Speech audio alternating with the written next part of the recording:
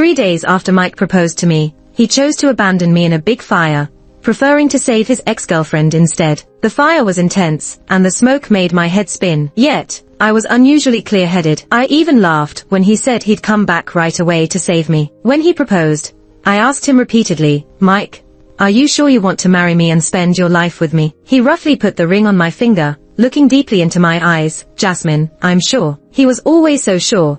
Sure that he'd marry me then, and sure he'd rather save her now. Maybe people have rare moments of conscience when they are near death. As I slipped into unconsciousness, the only thought in my mind was, if I could go back 15 years, I would definitely not tell my father that there was a boy in my class who was really nice to me, but he was poor and pitiful. Then my father wouldn't have been so eager to help him financially and keep him tied to me for so many years. When I was younger, I couldn't understand the look in Mike's eyes. He was always gentle with me, but his eyes were cold, like they had a knife hidden in them, ready to stab my heart at any moment. I was never good at reading people. The doctor said it was because I witnessed my mother's suicide jump when I was young, leaving a huge psychological shadow that caused some mental issues. I didn't understand any of that, but it's true that I didn't like talking to others. My classmates in elementary school stayed away from me, and the teachers said I was a cold, difficult child to get along with. My dad was heartbroken. He took time off from his busy work schedule to spend a lot of time with me, but it didn't help. I was very clingy to him, but only to him. I was indifferent to everyone else. This started to change in middle school when Mike transferred into my class. The first time I saw him,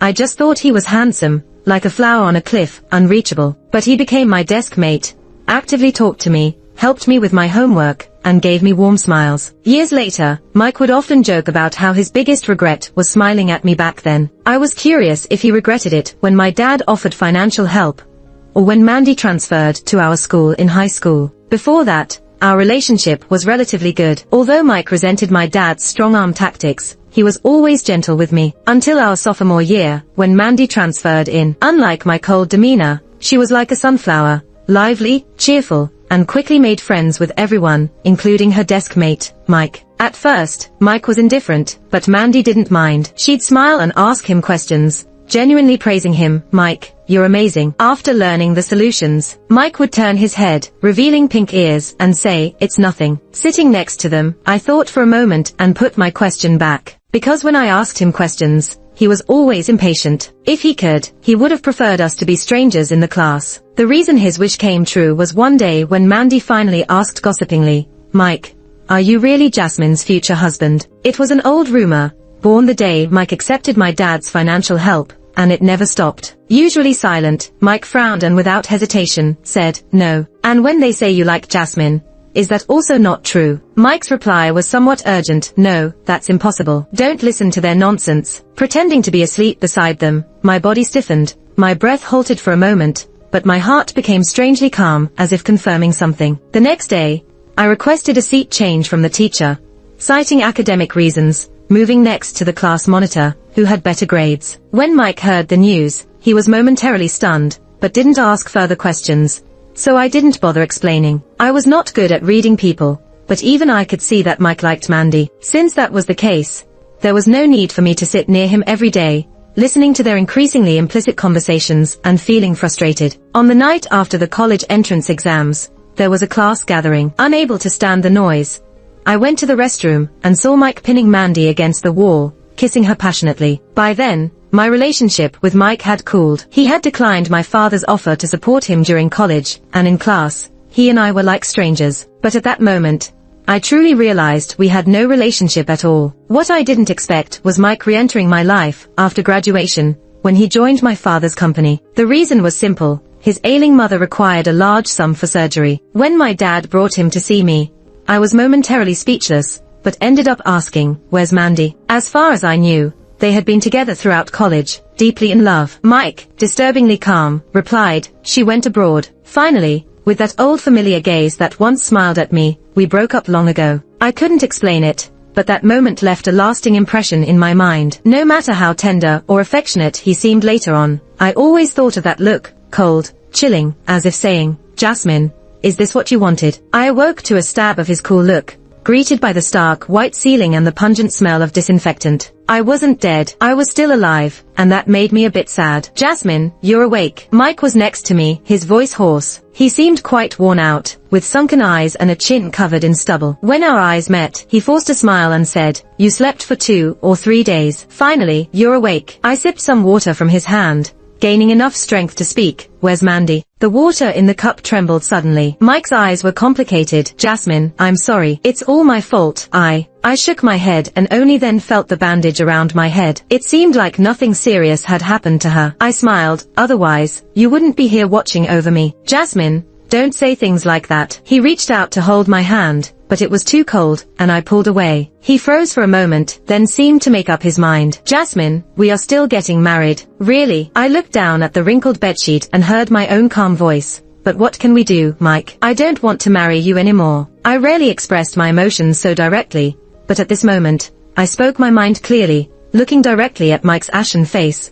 "I can't bear the thought of spending my life with you." It was like a flower on a cliff finally couldn't withstand the wind and rain and fell. Mike practically fled, leaving only one sentence: "I'll come back to see you in a few days." After he left, my dad's secretary came in and briefly explained what had happened. The fire was due to an aging electrical circuit. Mike saved Mandy first, and I was rescued by a firefighter. He even covered me when a light fixture fell and hurt his back. He's in the hospital too. I asked for the firefighter's room number and found an opportunity to go over there. But I saw there were a bunch of people in his room, probably his colleagues, teasing him. It was lively. He was sitting up in bed, wrapped in bandages, laughing heartily. I remembered his face. During the fire, it was this face that told me not to be afraid. But now he looked so young. The room was crowded, and my social anxiety kicked in. I hesitated at the door for a while before deciding to come back another time. Just as I was about to leave, the door opened, and a few guys stared at me. "Who are you looking for?" Then it seemed to dawn on them. "You're the girl Leo saved, right? Here to see Leo. Come on in." I felt completely stiff, wishing I were a piece of wood. But the guy inside came over first, shooing the others away. "Go back to the team. You're scaring her." They left laughing, while he stood there in a coat, half his chest exposed, scratching his head awkwardly. Are you alright?" I touched the bandage on my head, feeling a bit dazed. "I'm fine." A passing nurse kindly reminded, "Patients shouldn't be wandering around. Even if you're dating, take care of your health." Walking away, she mumbled, "One with a head injury, one with an abdomen injury, standing at the door talking about dating. Ridiculous." The guy standing across from me turned red from his face to his collarbones. The firefighter who saved me was named Leo, only 22, 3 years younger than me. He looked quite young too, though his face was tanned. His exposed skin suggested he was naturally fair. I recalled his mature tone calming me during the fire, but now seeing his dimples as he smiled, it felt incongruent. When I told him I wanted to thank him for saving me, he got serious. "No need, it's my job." I rubbed my phone, thinking he probably didn't know this hospital had a partnership with my dad's company. So my dad had already taken care of his treatment. When I stayed silent, his voice softened. "Did I scare you?" "I'm sorry. My captain always says I'm too serious and might scare people. Because I hate owing favors, and he seemed even clumsier than me, which was amusing. I waved my phone at him. "Can we be friends?" His face turned red again. "Sure. Where's my phone?" We exchanged contacts clumsily, and I'd exhausted my social energy. I waved, "Let's have a meal together sometime." Without waiting for his response, I rushed out, not hearing his excitement, or the pained yelp, after he hurt his back rolling on the bed. I went back to my room, packed up, and discharged myself without telling anyone but my dad. As for Mike, who said he'd visit in a few days, I suggested he check out the neurology department instead. I wasn't seriously injured, just a scratched forehead. My dad had frantically arranged for a bunch of specialists, who only concluded I was sleeping. My psychologist Louis said my 2 or 3 days of sleep were due to psychological reasons, avoiding reality. He's been saying that for years, so I'm used to it. The first thing I did at home was tell my dad I wanted to break off the engagement. He wasn't too surprised, but still rubbed my head tenderly. "All right. If you don't want to, then don't. Dad can take care of you forever." I knew he'd worried a lot about me and clung to his arm, eyes stinging. "I'm sorry, Dad." "What's there to be sorry for? That boy's the one who wronged you. I only thought you liked him so much before, and you two seemed to get along well these past 2 years. I was worried you'd be sad." Thinking about it, I didn't feel too bad. Mike and I reconnected and spent 2 years together. He became much more attentive and caring, while I grew colder. So after we got together, he always seemed anxious. I remember that day. It was the first snow. He wrapped a scarf around me under the street lamp, his eyes gentle. Jasmine, should we give it a try? I really wanted to ask him, why just try? Why do you want to try with me? Are you still hung up on Mandy? But I never brought up Mandy again. After we reunited, her name became taboo. After that first day, she was never mentioned again. I recall that night. I didn't say anything, just nodded slightly and thought to myself, let's give it another shot. Back then, I just wanted to find someone to settle down with. He was someone my dad trusted. So I went with it. And then, Mike willingly let me go. He gave up on this chance. It didn't hurt as much as the night I finished my college entrance exams. Richard once told me, when I get ruthless, no one can match me. When will you learn to be ruthless to others and kind to yourself? His words of disappointment still echo in my ears. I blinked and shut the window. Outside, downstairs, Mike stood there, staring at me like a statue. How many cigarettes has he smoked? No idea. These past few nights, that red glow at his fingertips never went out, just like his lingering presence. Since I got out of the hospital, he's called countless times, sent countless texts. After I blocked him, he showed up at my house, like a sticky gum you can't get rid of. But before, he was always the most carefree. Early on, I learned from my dad that once he started college, he kept sending money to my family, probably to repay the support we gave him. Even after he started working for my dad, he would set aside part of his salary to pay him back. With interest, he's almost done repaying. Cutting ties, he's really good at it. Too bad, this time I beat him to it. My phone screen lights up, messages one after another. I thought it's another of Mike's new numbers. About to block it, I saw Richard's name, miss me. Scrolling up, it's his usual rambling. In short, he's back in the country, bored, heard I'm single again, and plans to bother me tomorrow. My temple throbbed. I replied with a question mark. He quickly sent a voice message, very melodramatic. Jasmine, my family is setting me up on more dates, you understand. Then another one. At least we were once potential marriage partners. You won't leave me hanging, right? My head ached, and I blocked him. The result of blocking him, the next day, he showed up directly at my door, casually draped an arm over Mike's shoulder, teasingly said, you must be the idiot who gave up on Jasmine. I was about to go for a walk. Unfortunately, I witnessed Mike's entire face darken, and got a wink from Richard. Then, after a few days of no contact, Leo suddenly messaged me, said he's free today, could grab a meal. What's with today? Then I remembered my dad mentioned Leo got out of the hospital. I had asked when he'd be free. Looking at these two hapless guys,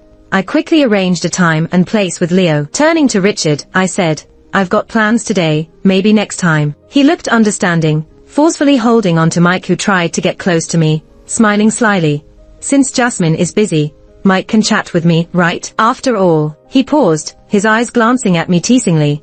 I was Jasmine's ex-fiancé. We have some common ground. Mike visibly wavered, stopped struggling. He didn't know about Richard, probably shocked. I left this mess to Richard and went to meet Leo. Midway, I got a message from Richard.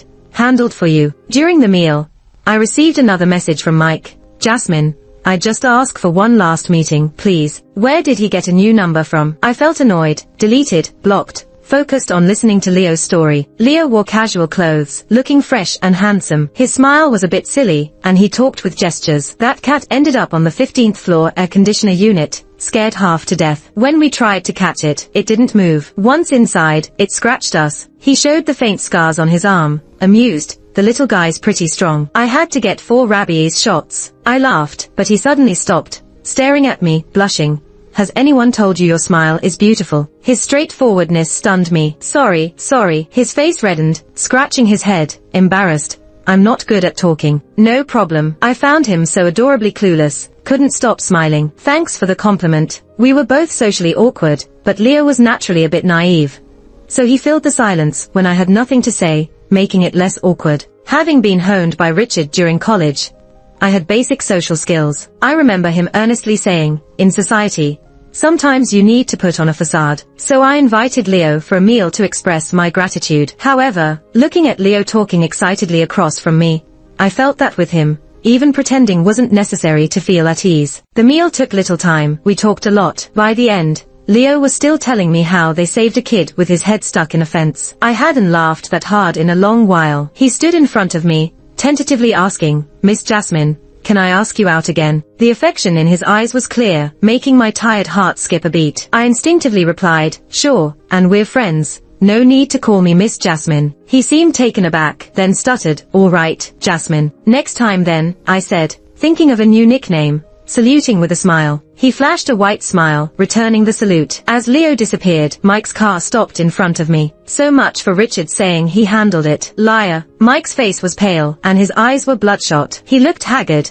nothing like the cool teenager I remembered. Even his voice was hoarse from smoking too much. Jasmine, who was that person you just had dinner with? Were you stalking me? I felt a bit sick. He didn't deny it, just gave a bitter smile. Jasmine, we've known each other for so long. Can't you give me a chance to talk? The cars behind us were already honking. Feeling a bit wary, I sent a quick message to Richard to let him know what was happening, then got into the back seat of Mike's car. Mike glanced at me through the rearview mirror, but said nothing. He drove to a countryside manor, surrounded by a sea of flowers. You always said you wanted to come here, but I was too busy with work to bring you. Mike leaned against the car, huskily staring at the vast sunset. So, this is compensation. I stood a meter away, indifferent to the beautiful scene in front of me. I even had time to send my location to Richard. I want to make it up, but would you accept it? He pulled out a cigarette, glanced at my expression, and decided just to hold it between his fingers. When we were together, I often wondered, did you really love me? I met his gaze but didn't want to speak. He didn't seem to expect an answer. The guy you had dinner with, a firefighter, right? He seems decent, but I don't think your dad will approve. Leo's feelings for me were so obvious that anyone could see them. But hearing Mike mention it made me feel disgusted. That's none of your business anymore, I said coldly. Our engagement is off. What about Richard? What's your relationship with him? His deep voice trembled as he twisted the cigarette in his hand,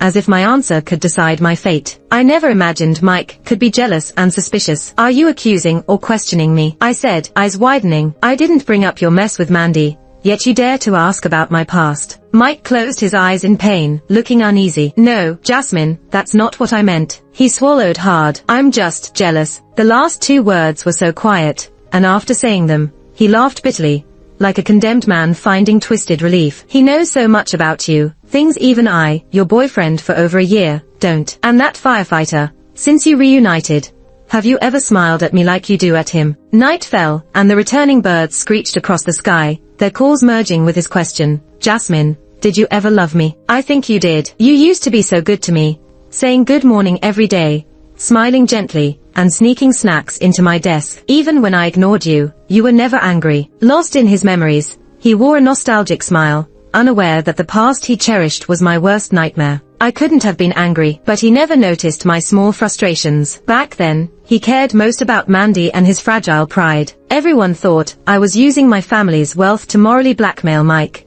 standing in the way of his love for Mandy. They thought I was a villain. People saw me as lonely, unlike the outgoing Mandy. But to be honest, I don't even want to remember these things. Like Richard once said, relationships that don't matter don't need maintaining. This conversation was pointless if Mike kept indulging in the past, so I cut him off coldly. It's all in the past. Talking about it doesn't help. How could it not? He was wide-eyed, not ready to let go. I sighed and gave him the truth. Do you know why Mandy was with me that day? She heard about your engagement and flew back from abroad to find me. She told me your family didn't approve of your relationship, but you promised her one day you'd have the money to marry her. How could you get money? By marrying a rich woman, then ditching her when you had the chance. Thinking of Mandy's innocent face that day, she almost convinced me. Jasmine, I didn't want to see you get hurt, so I came to tell you the truth. But Mike did it for me. He didn't want to hurt you. Can you forgive him for the sake of our school days? I just found it strange. Do you even know me, Mandy? She looked stunned. If I remember right, we never got along since high school. Was it close enough for you to call me Jasmine? A question I'd kept in for years, finally spoken. Mandy smiled awkwardly. Sorry, Jasmine, habit. I didn't want a pointless girl fight and planned to brush it off, but she had more schemes up her sleeve. She drugged my water. In my days, I heard her say, Jasmine, who do you think he'll choose, you or me? A meaningless question, getting a meaningless answer. Meeting Leo for dinner was to thank him for saving me, but also because I asked him to investigate the fire. The fire was due to old wiring, but a thorough check could reveal signs of tampering. Leo hesitated, saying they might open a case. I told him to follow the law. I planned to tell Mike once I had the results, but I didn't expect him to be so persistent. The sun had already set completely, and the endless darkness spread, making it hard to breathe. Jasmine, I'm with you, definitely not for the money. I know, knowing him for so long, I knew his limits to some extent. He wouldn't do something like that. But when you first suggested we give it a shot, wasn't that because of money? Just like years ago, the reason we crossed paths was also because of money. Back then, I agreed for a different reason, yearning for something out of reach, like the moon in the sky. But eventually, I realized that the moon reflected in water is different from the moon in the sky. Everything turned out to be different. Not even hatred remained. I was just weary of everything related to him after that big fire. My conversation with Mike ended with Richard's arrival. After I got in the car, he mischievously flashed the headlights at Mike twice, then sighed at me, "Coming all this way to pick you up, that'll cost you." I chuckled, looking out the window, and couldn't help but recall the first time I met Richard. Back then, I was reporting to college, and he was the one who picked me up. It was a hot summer day. He was wearing the standard senior uniform of our school, lazily leaning against a tree, holding a sign with my name on it. At that time, I didn't choose to go to the same college as Mike. Instead, I enrolled in a university far from home. My dad was worried, so he said that a friend's son happened to be studying there as well and asked him to pick me up. Speaking of which, you played with him when you were little. Our families even joked about pairing you two up. But after they moved away, no one mentioned it again. I think that was probably before my mom passed away. I forgot many things, naturally forgetting him too. That childhood playmate now had a charming face and was swaggering with a name tag, making me uneasy. I turned a corner to avoid him, but as if he sensed it, he suddenly glanced at me and lazily walked over, blocking a bit of sunlight, smiling. "Jasmine, right?" That was the only time he called me properly. Afterward, his ways of addressing me were all over the place, enough to annoy me. I didn't want too much interaction with him,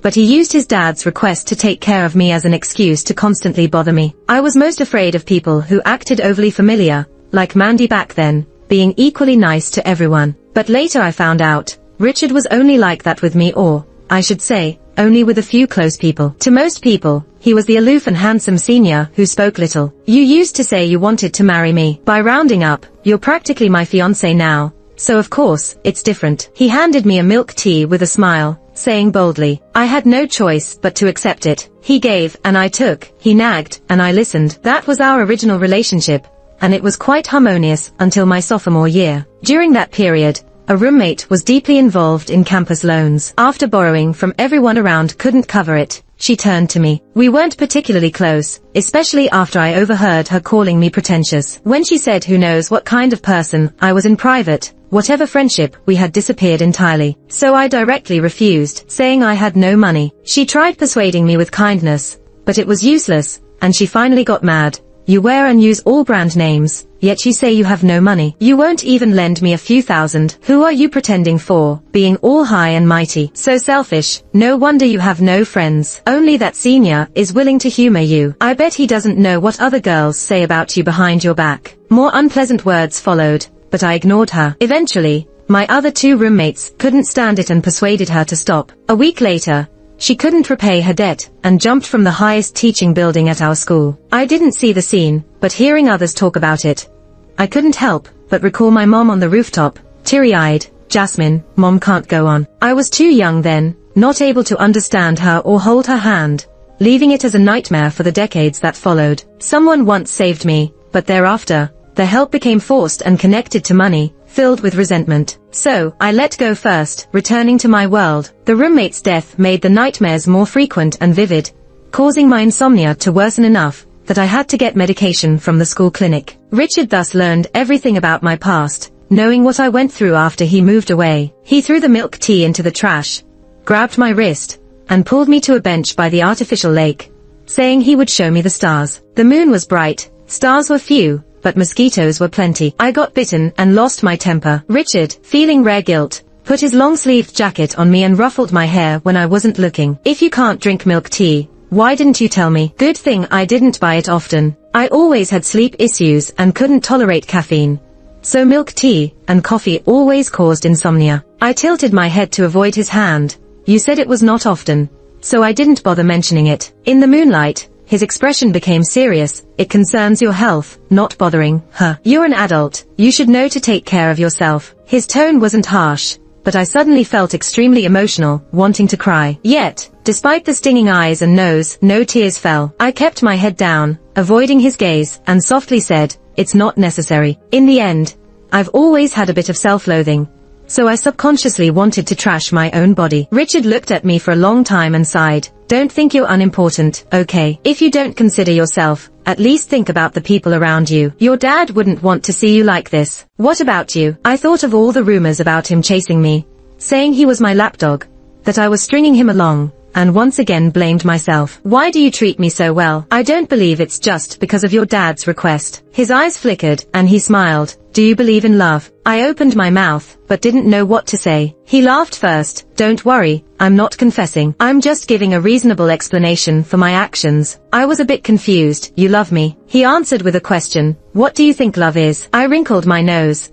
Don't ask me such philosophical questions. He chuckled lightly. Then I'll give you my answer. I think true love is pure, which means it doesn't exist. At least, not for me. You once accidentally told me that there are no baseless acts of kindness in this world. I think you were right. Except for family love, most gestures of goodwill come with a purpose. I'm no exception with you. My dad has always wanted to further cooperate with your dad's company. And given our family situations, a marriage alliance is the best choice. That's why I take such good care of you. He said his true intentions so openly, without any pretense, and even winked at me afterward. Besides, Jasmine, you're so pretty. I wouldn't lose out anyway. I roughly understood his meaning. In his circle, most people are just putting on acts. Marriages and relationships are tied to interests. Because of my mom's lessons, my dad has protected me well and kept me away from interacting with anyone in that circle. So at first, I never considered this factor, but this purposeful and selfish interaction actually put me at ease. I could be sure that as long as our family's business didn't drastically change, he'd always treat me well. Pure feelings might look stable, but are actually dangerous. Just like Mike, who could easily take back his tenderness towards me whenever he wanted. Richard, knowing about my past with Mike, patted my head and said, don't worry, he'll regret it. Back then, I thought he was just comforting me. Maybe he really was. Neither of us expected the situation to turn out like this. He has regretted it. Richard glanced at the rearview mirror. Mike's car was closely following us. Probably, I said casually, glancing back. But you said you handled it. Why is it still like this? The car sped up, and Richard's tone was relaxed. I tried. Just didn't expect him to be this shameless. Knowing the huge harm he caused you, he still has the nerve to try to win you back. I feel ashamed in comparison. I was too tired to expose his little thoughts. I just softly said, anyway, it doesn't matter anymore. Cutting ties was far harder than I imagined. The night after parting with Mike, I didn't sleep at all. Memories flooded my mind. Mike's vulnerable question, at dusk whether I loved him or not. Mike telling me amidst roaring fire, conflicted, that he'd come back for me. Those scenes overlapped, becoming blurry and broken, leaving only a young Mike looking at Mandy with soft, passionate eyes, not noticing me in the corner. I was ignored. I was abandoned. Just like years ago when Mom stood on the rooftop, filled with reluctance and teary eyes, but still chose to leave me behind. I started suffering from insomnia again, avoiding people and not wanting to eat. I locked myself in my room. My dad was heartbroken, knocking powerlessly on the door from outside. Jasmine, come out and see your dad. Okay. He said the police informed him. Mandy's premeditated arson case was being filed. He said Richard visited him several times, wanting to see me. He said Mike quit his job, and if I wanted, he could make it impossible for Mike to stay in this circle. Finally, even he compromised. If you really can't let him go, I won't stop you from getting back together, okay? I opened the door. After 3 days of silence, my voice was hoarse. No, I don't want him anymore. So, I saw my therapist again. After looking at my scale results, he frowned and first prescribed a bunch of medication, then asked me to lie down on a nearby couch and sleep for a while. I can't sleep. His tone was gentle. I know. That's why you need sleep right now. We failed before, ultimately, because your psychological defense is very high. Now I'm just suggesting, would you like to try again? Eventually, I fell asleep. He asked me, what did you see? I saw myself in a dark room. Mom was holding me on the bed, gripping me tightly. I couldn't break free. Why did you want to leave? Because it was too dark. I couldn't see anything, hear anything. Only Mom's whimpers piercing my eardrums. But I didn't like hearing her cry. Her limbs, her tears, her whimpers, all entangled me like thorny vines. Really nothing you could see. Actually, there was. I tried to open my eyes wide, looking around. I barely saw a small light in the distance. It was a window. Outside it was bright. 16-year-old Mike stood in the sunlight, waving at me. No light could come through. I was still steeped in darkness. And just when I wanted to put my hand on the window glass, Mom held me from behind. Jasmine, Mom can't go on living The window disappeared. It was quite an unpleasant dream. After waking up, Dr. Louis just patted my head. You've made great progress already. Don't worry too much. Make sure to take your meds on time, and come back for a checkup in a week. Before I left, I finally asked the question that had been on my mind for years. Dr. Louis, did my mom get sick back then? Dr. Louis patiently replied, Jasmine, based on what you've told me before, it's very likely that your mom was sick. Depression, maybe even a bit of mania. That's why she would occasionally hit me, punish me by not letting me eat, and lock me in a dark room. But she hurt herself the most, with the scars on her arms and her pale, haggard face. Sometimes I'd catch her cutting her arms with a knife and wonder who was to blame. Was it my fault? So mom punished me and herself like that? Dr. Louis kept telling me that it wasn't my fault. Don't take on other people's mistakes as your own, Jasmine. Your mom didn't choose to be that way. She just didn't get treatment in time, which led to those results. I had one dream after another. In one, I broke free from my mom's embrace and opened a window. Mike stood in the sunlight, reaching out to me, but when I got close, he pushed me away with a disgusted look. His leaving wasn't your fault either, Jasmine. Do you think he really hates you? Dr. Louis asked. Suddenly, Mike was in his 20s, looking forlorn. Jasmine, do you still love me? I didn't know for sure. I just thought it was possible. It's okay, Dr. Louis said. Feelings are complicated. Don't doubt yourself because of them. But I don't want to see him again, I said. Why not? Because he makes me really sad. Then we won't see him. Let's meet people who like you and make you happy, okay? Mike slowly disappeared. I saw my dad. He was holding my mom's urn,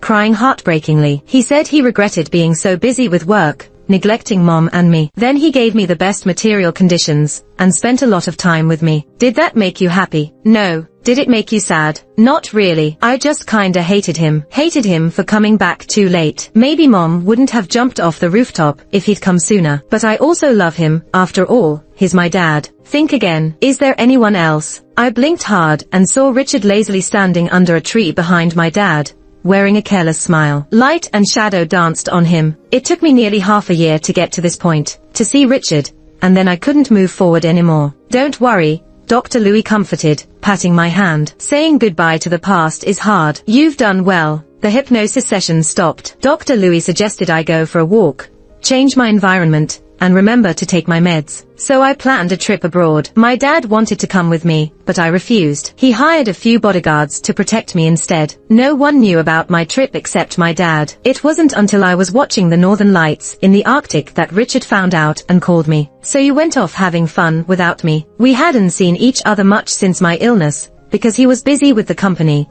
and I was busy with getting better. But he appeared in my dreams, with light and shadow on him. The northern lights were stunning. I breathed in the cold air and teased him. Richard, do you really need someone to take you out for fun? That's different, he laughed.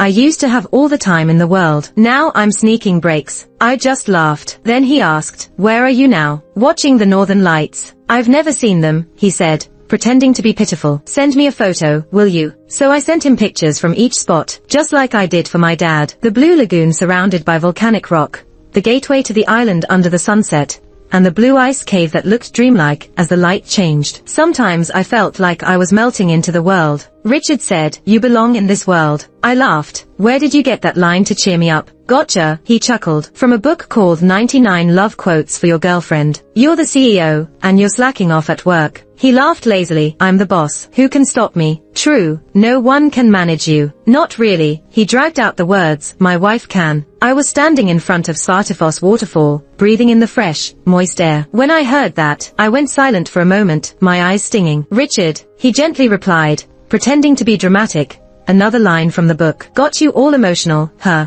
The waterfall created a rainbow in the air. It felt like I was talking to myself. I think I'm coming back to life. After a long pause, Richard's voice was still light. Looks like the view's amazing. You better take me next time. Sure thing. After months of wandering, I finally came home before the new year. Dad looked at me for a while, his eyes red. You've lost so much weight and you got tanned. But it's good to have you back. Just good to have you back. And Richard's first words when he saw me were, not bad. You came back alive. I gave him a punch. After the new year, I started to learn to manage the company with my dad. Due to the meds, my memory and reaction time weren't what they used to be. Learning was tough, but I felt fulfilled like never before. The nightmare of Mom and Mike rarely visited me anymore. I couldn't completely escape the darkness nor embrace pure light. So I stood at the edge of both, facing Richard. He fully supported my decision to join the company and helped me a lot. When I offered to thank him, he just laughed. Jasmine, just give yourself to me. I bit my lip, but he gently interrupted. It's okay. Businessmen need patience. When he said that, his lips curled into a mischievous smile, his eyes like a cunning fox. Patience is definitely a big deal, especially when you're dealing with all kinds of people. After a party, Richard always seemed just fine,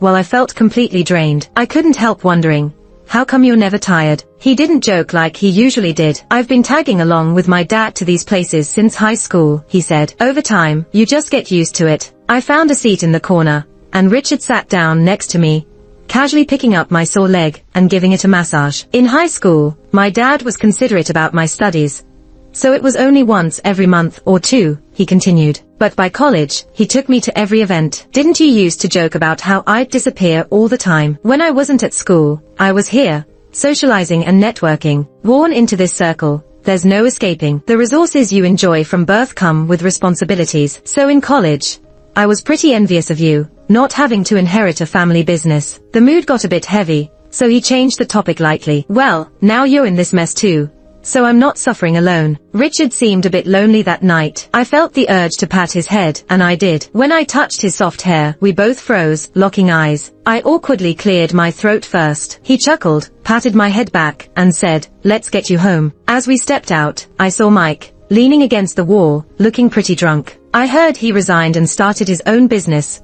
leveraging connections he made at my dad's company. He seemed to be doing well, but in the early stages, there's always a lot of socializing to do, whining and dining to secure investments. I couldn't picture it, and seeing it now, I felt a bit melancholic. His back wasn't as straight as before, and his once sharp eyes looked tired. Want to go say hi? Richard softly asked from behind, draping my coat over my shoulders. A girl rushed out of a nearby room, jacket in hand, and hurried to help Mike. Mike, I shook my head. Let's go. As we passed by, I heard a faint Jasmine, but I kept walking. I saw Leo again in the spring. I had some rare free time and visited an art exhibit. When it ended, I ran into Leo waiting outside the restroom. He looked more mature, wearing a matching hoodie and jeans, holding a cup of bubble tea. Miss Jasmine, he recognized me first, a bit surprised. Hello, Leo. After that dinner, he had contacted me a few times, but I was sick and didn't respond. After that, we lost touch. A girl came out of the restroom, linking her arm with Leo's, looking curiously at me. She was wearing a matching hoodie, the same as Leo's. Leo handed her the bubble tea and hesitantly introduced me.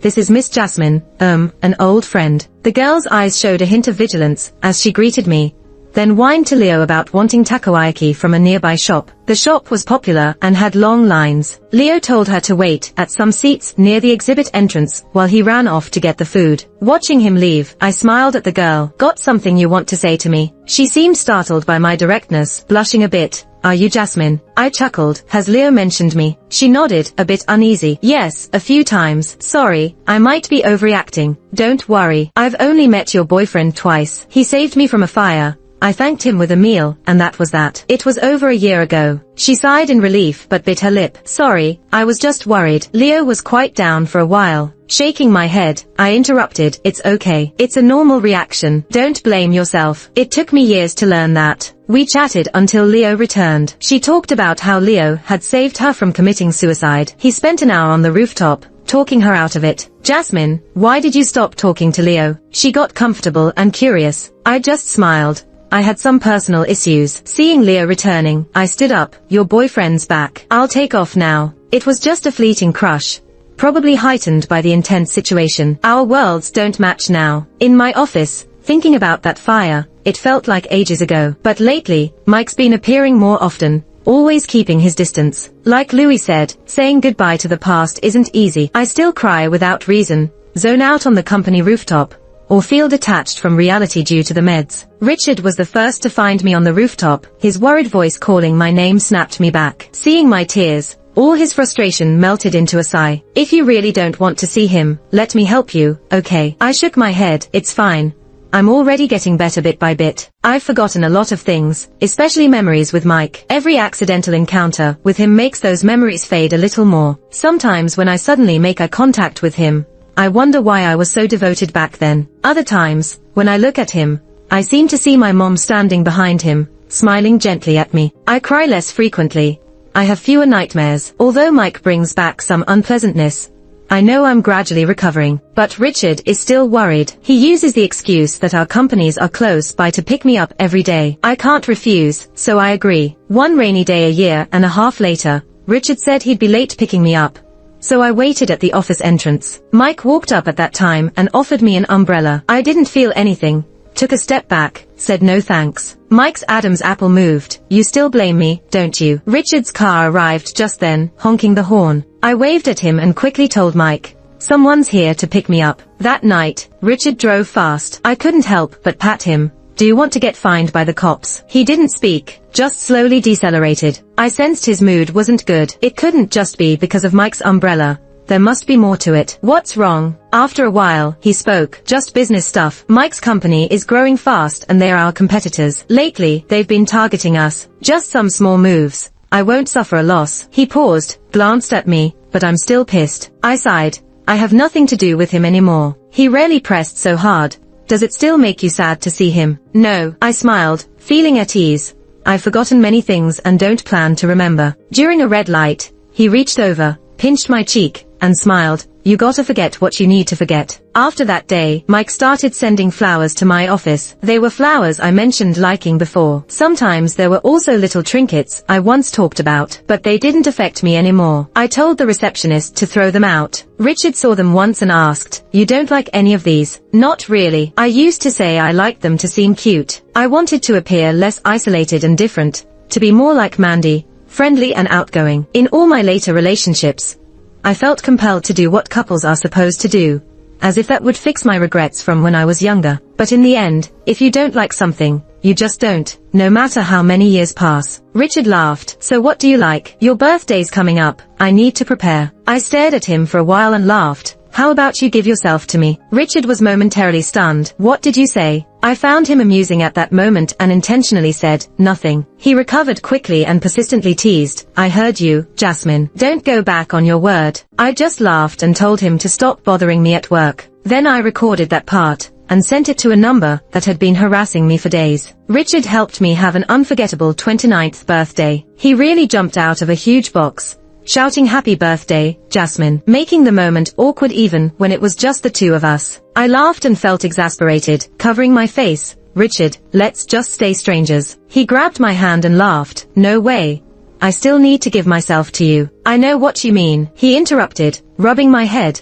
I don't mind if you use me. In fact, I hope you use me more. Giving myself to you is also somewhat selfish. Selfish because of my family's wealth or something else. I looked into his eyes and suddenly didn't want to ask. If it were about a marriage alliance, he had many other options. No need to focus solely on me. But, Richard, I may never be able to love anyone again. Emotions seemed to shut off with that big fire, making it hard to feel that heart-pounding, world-fading love. Louis said the medication had side effects, lowering my emotional sensitivity. I wouldn't feel extreme sadness or joy, and I'd need to take this medication for another 3 to 4 years. Richard hugged me gently. It's okay. I love you and that's enough. Richard is the biggest liar. He said he didn't believe in pure love, yet now he claims to love me. After a long time, I hugged him back. Richard, the only thing I'm sure of is I don't dislike you and probably quite like you. Reliance becomes a habit. He accompanied me through many tough times, shining in the river of memories. He smiled proudly. That's my honor. Under his triumphant gaze,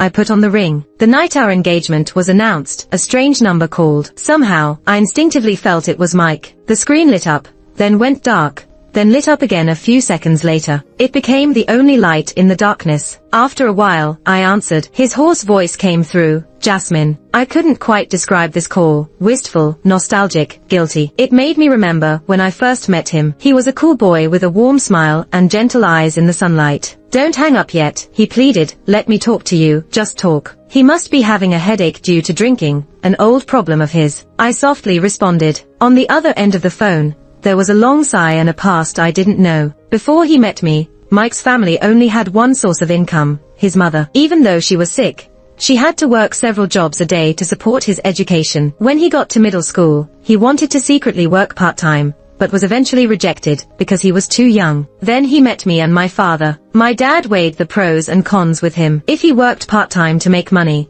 it would take up a lot of his time, causing him to fall behind in his studies. But if he accepted my dad's help, he just needed to take care of me at school, and nothing else would be a concern. You're too young to see the big picture. How much can you make with a part-time job? Studying is your only way out. That made sense, but Mike always felt like he was selling himself. These titles crushed his pride into the dirt. He was powerless and could only vent his anger on me. I never hated you. In the end, I hated my own incompetence. Even though he worked himself to death with part-time jobs during college, he still couldn't cover the cost of a surgery. When he saw me again, he had resigned himself to his fate. Some people are born at the finish line. No matter how hard I try, I can never reach it. Jasmine, I really did fall in love with you over those 2 years. He seemed to be crying, his voice choked. I miss you so much. If I'd chosen to save you back then, would things be different now? Jasmine, I found the ring I gave you in the trash. It was late, so I finally spoke. Mike,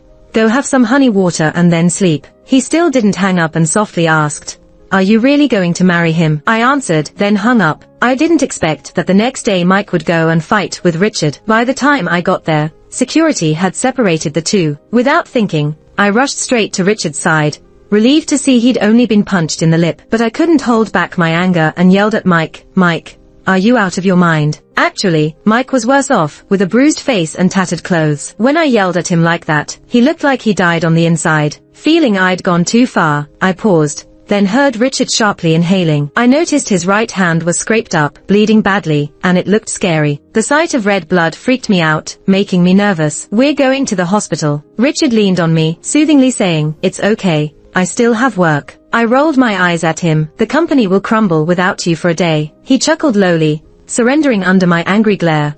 Let's go to my office. I've got a first aid kit. I had security take Mike away, and then went with Richard to his office. While treating his wounds, I was so nervous that I was a bit heavy-handed. I immediately apologized, but he just rubbed my head with his left hand. Why are you so tense? I'm not dying. He didn't know how terrified I was of blood, especially from hands and arms. It reminded me of my childhood nightmares. When I stayed silent for a long time, Richard realized something was wrong. He came closer. Jasmine, it's really all right. If you're still worried, we can go to the hospital for a full checkup. My voice was shaking. Why did you fight? It's not uncommon for males to fight over a mate. Don't cry. His reminder made me realize I was crying. I wiped away my tears and glared at him. No more fighting. No more fighting. No more getting hurt. And no more bleeding like this. He was already scared and came closer, pressing his forehead to mine. Okay, my bad. I made you worry. Just engaged and he was already this clingy. It annoyed me. Stay away from me. Got it. He quickly kissed my forehead and stepped back 20 centimeters, smiling in a way that begged for a beating. That's compensation. Feeling guilty, I took the initiative to find Mike afterward. It's really over between us. I hope you don't bother me, or those around me anymore. His current state was hard to describe, as if he'd aged 10 years overnight. So you're still blaming me? No, I tried hard to explain. What I mean is, we're strangers now. So, I don't love you, and I don't blame you. I just want you to stay away from my life. Mike's expression remained stubborn and frightening, and I had to speak more sternly. Mr. Mike, if you continue to harass me or my family, I will call the police. Don't make me hate you, Mike. After a long pause, he finally said softly, all right. Outside the coffee shop, Richard was already waving, signaling that it was time to go home. So, I said goodbye to Mike and walked towards Richard. These days, because Richard's right hand was injured and he couldn't drive, I took the wheel. He sat in the passenger seat, and his good left hand occasionally caused trouble, forcing me to threaten him. Move again, and I'll get a driver. I used to have a driver, but Richard had fired him. Richard then let go and, half joking, half serious, said, Jasmine, I'm really glad you ran to me first that day. During our engagement, he hadn't said I'm glad you're marrying me, but now, over such a small thing, he was thrilled. I chose to ignore his petty remarks. That night, he guilt-tripped me into staying at his place to cook. When he kissed me breathless, he asked again, Jasmine, why did you run to me first? I stayed silent. He kissed me again. After we got married, he He asked the same question on various intimate nights. I finally gave him an answer on our first anniversary. There's no choice involved. There's no order. You are the only answer. Even when emotional function is compromised, my instincts gave me the answer at that moment. No other options. You are the only answer.